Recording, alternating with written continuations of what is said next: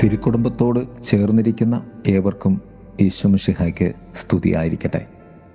തിരുസഭ മാതാവ് ഇന്ന് നമുക്ക് നൽകുന്ന വചനധ്യാനം ലൂക്കായുടെ സുവിശേഷം 2-ാം അധ്യായം 22 മുതൽ 40 വരെയുള്ള വാക്യങ്ങളാണ്. ഇന്ന് തിരുസഭ തിരുക്കുടുംബത്തിൻ്റെ തിരുനാൾ കൊണ്ടാടുകയാണ്. ഏവർക്കും തിരുക്കുടുംബ തിരുനാളിൻ്റെ പ്രത്യേക അനുഗ്രഹ ആശംസകൾ, പ്രാർത്ഥനകൾ നേരുന്നു. ഇന്നത്തെ വചനവിചിന്തനം 6 ചോദ്യങ്ങളിലൂടെയാണ് നാം ധ്യാനിക്കുന്നത്. 1. തിരുക്കുടുംബത്തിൽ നിന്നും നാം എന്ത് പഠിക്കുന്നു? മഹാനായ ലിയോ 13 മാർപ്പാപ്പ പറയും, എല്ലാ ഗാർഹിക ഉപവിപ്രവൃത്തികളുടെയും സമ്പൂർണതയാണ് തിരുക്കുടുംബം നമുക്ക് കാണിച്ചു തരുന്നത് എന്ന്.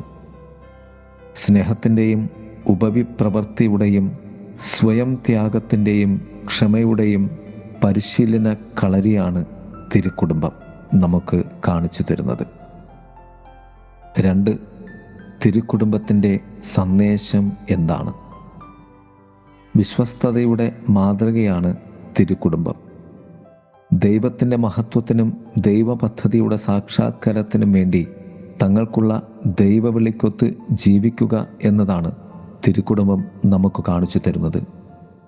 ഞാൻ ഈ കുടുംബത്തിൽ എനിക്ക് വേണ്ടിയല്ല, ദൈവ പദ്ധതിക്ക് വേണ്ടിയാണ് ജീവിക്കേണ്ടത് എന്ന അവബോധവും ബോധ്യപ്പെടുത്തലും. 3. എന്താണ് തിരുക്കുടുംബം പ്രതിനിധാനം ചെയ്യുന്നത്? ഉണ്ണിയേശു ഈ ഭൂമിയിൽ ശൈശവത്തിൽ ഏറ്റവും അടുത്തുള്ള മാതാപിതാക്കൾക്കൊപ്പം നിലകൊള്ളുന്നു.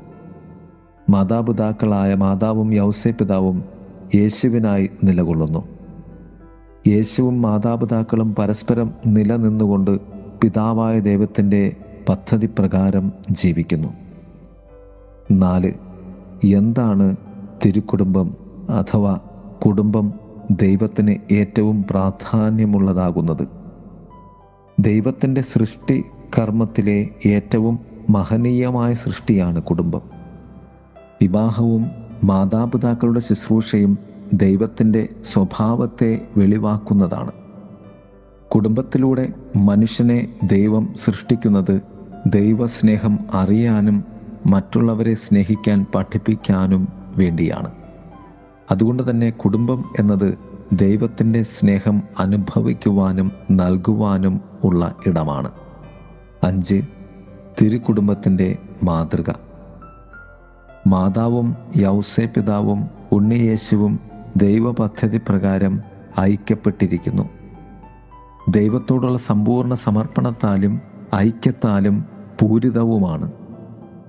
തിരുക്കുടുംബത്തിൻ്റെ ഛായയിൽ ജീവിക്കുന്ന ഒരു കുടുംബം പോലും ഒരിക്കലും നശിച്ച് പോവുകയില്ല. 6.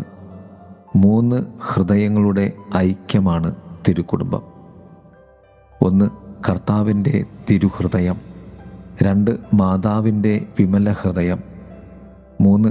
യൗസേപ്പിതാവിൻ്റെ ഔദാര്യപൂർണമായ ഹൃദയം. ഈ 3 ഹൃദയത്തെയും ഇപ്രകാരം നമുക്ക് പറയുവാൻ സാധിക്കും. കർത്താവിൻ്റെ തിരുഹൃദയം ദൈവത്തിൻ്റെ തന്നെ ഹൃദയമാണ്. 2. മാതാവിൻ്റെ വിമല ഹൃദയം ദൈവം സമ്പൂർണ്ണ പരിപൂർണതയിൽ ഈ ഭൂമിയിൽ സൃഷ്ടിച്ചു നൽകിയ വിമലമായ പാപമില്ലാത്ത ഹൃദയം. 3. യൗസേപ്പിതാവിൻ്റെ ഔദാര്യപൂർണമായ ഹൃദയം തൻ്റെ സമർപ്പണത്തിലൂടെയും ത്യാഗത്തിലൂടെയും പ്രാർത്ഥനയിലൂടെയും ഈ ഭൂമിയിൽ ഒരു മനുഷ്യന് ആർജിച്ചെടുക്കാവുന്ന ഹൃദയ സമ്പൂർണതയുടെ പ്രതീകമാണ്.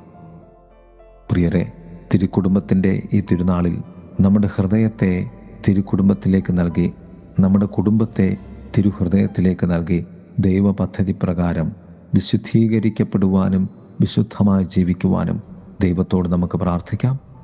ഏവരെയും ദൈവം സമൃദ്ധമായി അനുഗ്രഹിക്കട്ടെ. ആമേൻ.